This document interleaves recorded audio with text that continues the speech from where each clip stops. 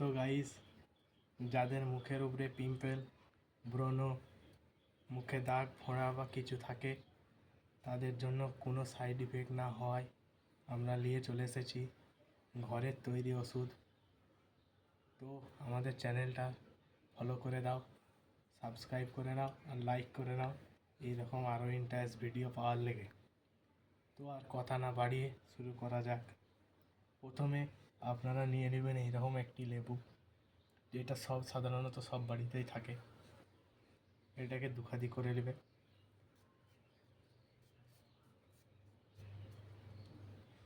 দুখাদি করার পর একটি পাথরের বাটিতে এর রসটি পুরো নিচুড়ে বের করে নিতে হবে। ঠিক এইভাবে।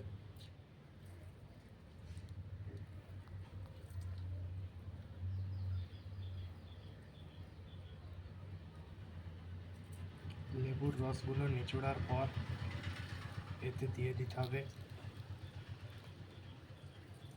সামান্য পরিমাণে জল।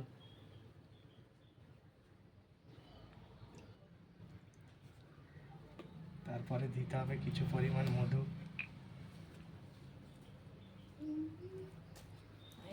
ডাক্তার বসেছে।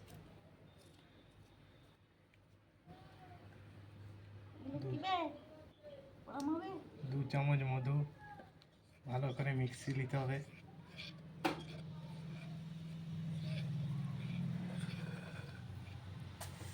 আর কি বলে আদিবাসী হারে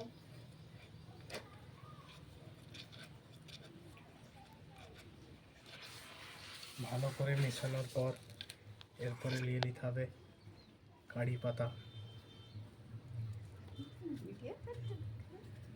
তার সঙ্গে নিয়ে নিতে হবে বেদানার পাতা, তার সাথে নিয়ে নিতে হবে খানিকটা হলুদ, তারপর এইগুলোকে একটি নোড়ার সাহায্যে ভালো করে মিশিয়ে নিতে হবে।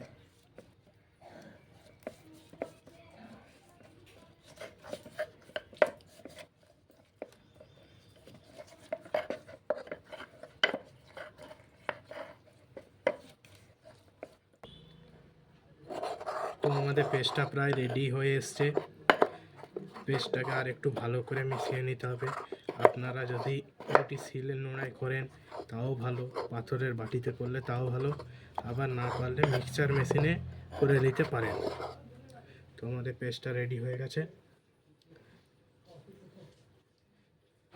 এরপরে এইটিকে আমরা এক ধারে করে নেব।